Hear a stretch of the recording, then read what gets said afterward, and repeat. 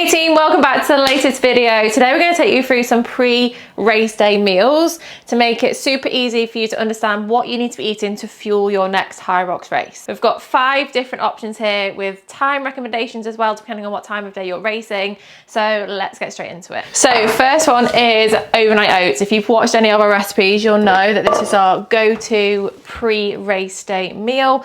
If we've got, say, a 3 to 4 hour window before race, you can cut this bit out, you don't need to follow me around the kitchen. This is honestly such an easy recipe, and for us it just sits really well on the stomach. It's easy to prepare, you can chuck it in the fridge. Even if you've, say, got a race time of like 9-10 a.m. and you're gonna have to be up early, it's there ready for you. You don't have to think about it. You can just eat it on the go, eat it in the car, on the train, whatever. Oats, I'm gonna make 2 because we're actually doing the half marathon on Sunday, so Alex, you're in for a treat here. I'm actually gonna make your breakfast for you. That's what you should do every day. You'll be so lucky. Breakfast is the only meal I don't make for you. You already make me lunch and dinner, so you may as well start making me breakfast as well. Okay, I need to weigh. You're distracting me. I need to weigh it, for flip's sake. I'm gonna go for 80 grams of oats, so 40 grams each. Okay, well we're gonna have 90. 47.5. 47.5 each. It's fine, doesn't really matter. Went over a little bit, no drama.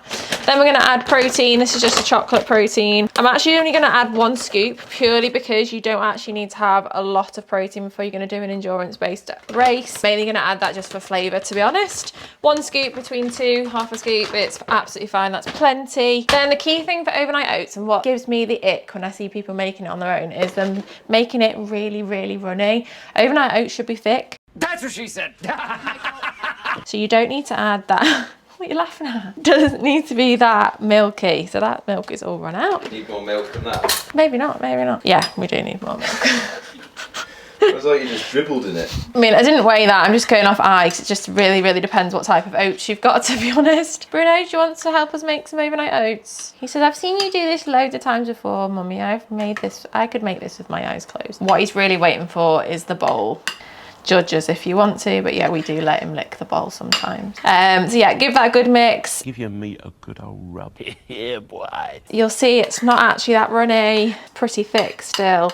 Like you could eat it like that if you really wanted to. It's not that runny. Give that a good mix, just make sure the protein's not lumpy, and then it's literally just a case of layering it up. So layering, we're gonna use our overnight oats mixture, some Greek yogurt, and I've also got a protein pudding because, to be honest, it's just aesthetics. I like the colour layers. But you don't have to put this in. You could put some jam in there, just add a little bit of flavour, because eating that on its own is just a bit boring, really, isn't it? So off we go. We're just going to do a couple of scoops in each. Then Greek yogurt. This is also Bruno's favourite thing. Follow us on Instagram, you'll know that every empty yogurt pot we have, Bruno gets to take it and finish it and clean it, so it's ready to go in the recycling. But this could be any type of yogurt, whatever you really fancy. Then I'm actually going to put some banana in there. A couple slices of banana. Then protein pudding. And then another layer. Exactly the same thing again. I think it might be your lucky day today, B. You ready? Oh, look at his paw. Good boy. Off you go. Take it to your crate.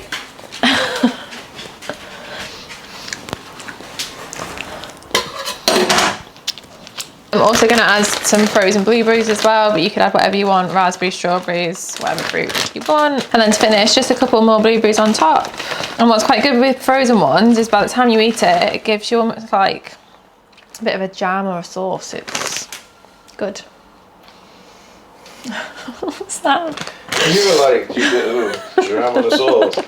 That is meal number 1. This type of meal you'd eat if you've got like a 2 or 3 hour window minimum before your race day, because it's got a complex carbohydrate, which is oats. So it's going to slowly digest in your system. It's going to give you a slow release of energy. If you were to eat this like an hour before your workout, like 9 out of 10 of us would really, really struggle to digest that, and you probably feel really heavy and sluggish when you're actually running. So you want to make sure you're having something that's going to slowly digest. It's not going to give you that spike. And like basically what people think is the best thing to do before they have a go for like a big endurance event is like have something like a pizza or a huge bowl of pasta, or like, you know, a takeaway or something like that that's going to give them loads of calories because they think carb loading.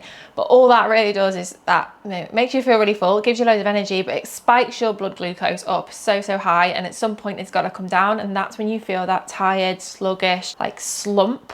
And you want to avoid that at all costs when you're trying to push yourself to your absolute max when you're doing something like an endurance event. So something that's slow release, that's a complex carbohydrate, that's got minimal sugars, fats, things like that, is going to help give you that nice consistent release of energy.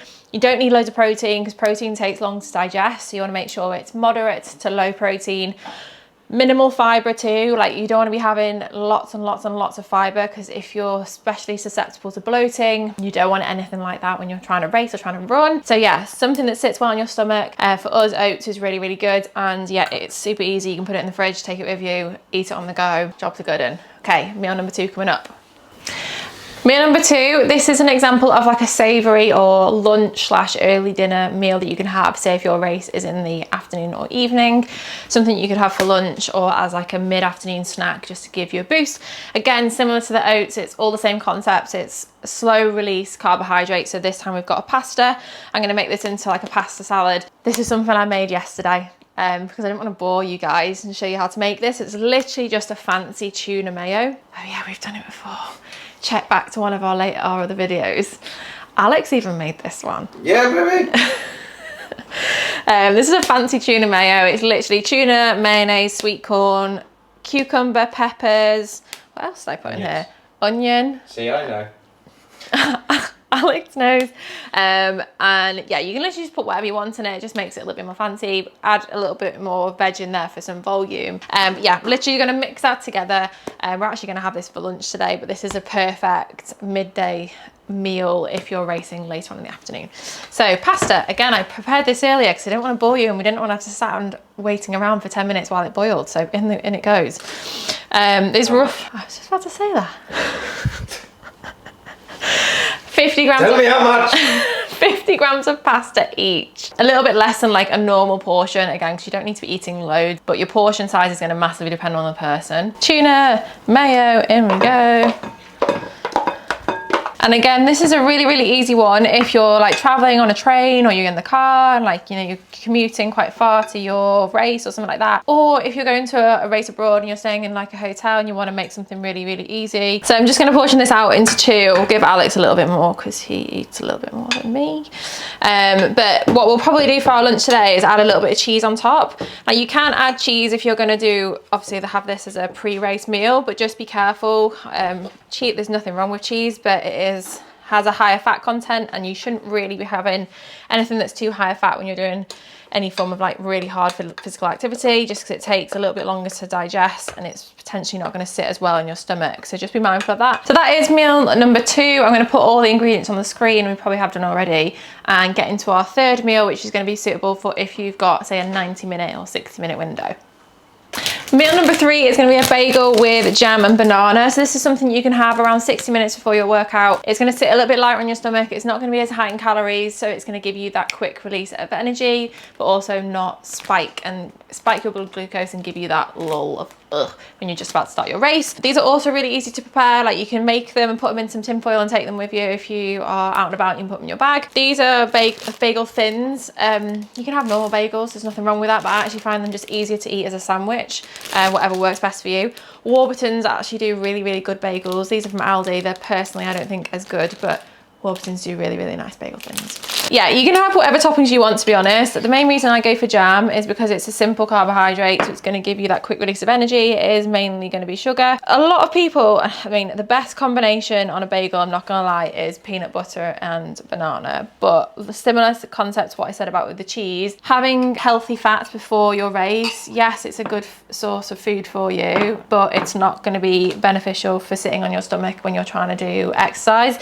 So if you are someone who is a bit more susceptible to certain foods and, you know, a bit more sensitive, just be careful with stuff like that. Nothing wrong with peanut butter. I love it and have it all the time, but I wouldn't choose to have it before a race. Something really satisfying about putting banana on a bagel. Bruno also loves banana, so that's why he's back in the kitchen. If there's a little bit left, you can have it. Good boy. Good boy. So that is meal number 3, a jam and banana bagel. If you're eating it all yourself, you can literally just plop it into a sandwich, double wedge it, put it in some tin foil, take it with you, or you can just eat it on the go like that. We had it before our Hyrox race in London. Our start time was at 6:50 p.m. So we had this around 5 5 before we then went into the warm-up, started mobilizing, and then started getting going, and it worked really, really well. So definitely recommend that. Meal number 4 coming up. Meal number 4, now this is an example of something you can have like 45 minutes, maybe pushing it to an hour before, that's going to give you that last minute quick release of energy that you're not going to feel it at all in your stomach. So you want something that's a simple sugar, it's a carbohydrate only, and it's going to do the job pretty quickly. So our go-to are dates. 20 calories in a date is literally nothing, but yeah, you can literally have a couple of those and then put your trainers on, get in the warm-up, and you know, you're not going to feel it in your stomach, but it's going to give you that little bit of oomph that you need. Chocolate rice cake, again, super easy to have. It's not going to sit heavy on your stomach again either. Pure carbohydrates, good carbohydrates that are going to give you that nice release of energy, but it's not going to spike your blood glucose. A lot of people have sweets to give them energy, and yes, I'm a big advocate of that. I love sweets, but I personally feel like when you're doing an endurance race like Hyrox, when you're pushing yourself to a high intensity, you know, it's most of them are inside, it's dry heat, you get a really dry mouth. Having something that's really, really sugary before you're about to go into a race makes that dry mouth feeling 10 times worse. Everyone will vouch for this who knows me, will say if you're going to give me the option of food, I would always pick sweets. But before Hyrox race, it's a no-go for me, because I just feel like I'm going to be able to feel the dehydration that it's given me before a race. You want something that's a bit more of a natural sugar that's actually going to give you more benefits than anything really. So that is meal number 4. And then we're going to get into meal number 5, which is for someone if you feel like you just can't stomach anything pre-race, you feel like the thought of food just makes you feel sick, you're not hungry, we've got the solution for you. And number 5 is the electrolyte drink from My Protein. Yes, we do work with My Protein, but honestly, we swear by this. Alex has this pre-race every single time, and if you've watched our other videos, you'll know his little cocktail mix. He's made it before. But yeah, if you're someone who really struggles to eat before exercise and it makes you feel a bit sick, or you just feel too nervous to eat, this is really, really good, because you can drink it, you can sip it, boil it, broil it, bake it, saute it, and it's still going to give you carbohydrates, which you need for energy. Per serving, it's got 30 grams of carbs, so equivalently it's going to be, you know, pretty much identical to the bagel, or a little bit less, or, you know, having a banana or something like that, which, yeah, if you struggle to eat, it's going to help you get that. It says on the back of the tin that you need to have up to 500 ml of water, but you'll see from watching our videos before, Alex literally has it with like 100 ml of water. It's like a little cocktail shot that he has. And if you're someone, again, the thought of having anything, it just solves that problem for you. So you can have it as a, you know, a nice flavor. This is orange and mango flavor, and to be honest, it does really it tastes so nice. So yeah, you can have that as a drink in the warm-up area, literally just before you go, and you're not going to feel it at all, and it's going to give you the energy that you need. Good boy. Baldy. He thinks it's lunchtime. So that is our lineup of meals. What do you think, Chef Alex? Fantastic. Alex was sous chef whilst we were preparing all of these. Hopefully that's given you a good insight into what you should have pre-race, or at least give you a bit of an example of certain things you should be looking for in your meals to make sure you've got enough energy, and that's going to give you the best possible chance to PB your next race. The thing with all these meals is they are genuinely tried and tested by us. Well, we've done 6 Hyrox races. I don't know how many competitions we've done and fitness events and things like that. So it's something that we've streamlined, we've trialed and tested, and we found what works very well, and it's things that then we'll recommend and use as a blueprint for our clients and what they use for smashing their events and their races and things like that.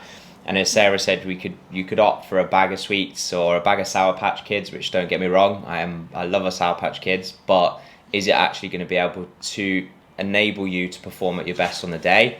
Probably not. So it's just something to bear in mind, and things like these meals are going to be absolutely fantastic. Dependent on your start time, you have the solution. Try it, see what works well for you, and maybe just make those fine tweaks before the race day, so that you know on race day you know exactly what you need to do. And that's exactly what we do with all our clients, to be honest, because the big rule with all of this is don't try something new on race day just because you feel like, oh, it's race day, this is what I've seen on the internet, this is what I need to do. You need to trial and test it. So with our clients, we build them out a structure of the meal plan for them to trial and test it when they do their training session. So when they do, you know, their last sim or their last big session, you know, the lead up to race day, they'll have tested, okay, well, I've had something like this for breakfast. Did it make me feel good? Did I need to have something like a date or a rice cake before I started warming up to give me that extra couple of percent to make them feel good.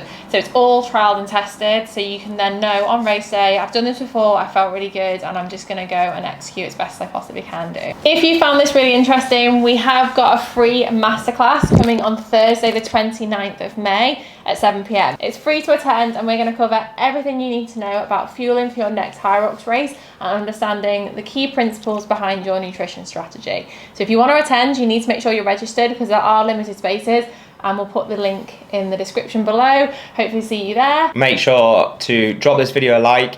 If you have any questions around food timings, even just in your everyday life, but especially when it comes to competitions and Hyrox red days, comment down below and we will answer them. So many of you are not subscribed who watch these videos. Like, how could you watch the video and not click that big red button? So make sure you're subscribed so you see our videos every single Sunday.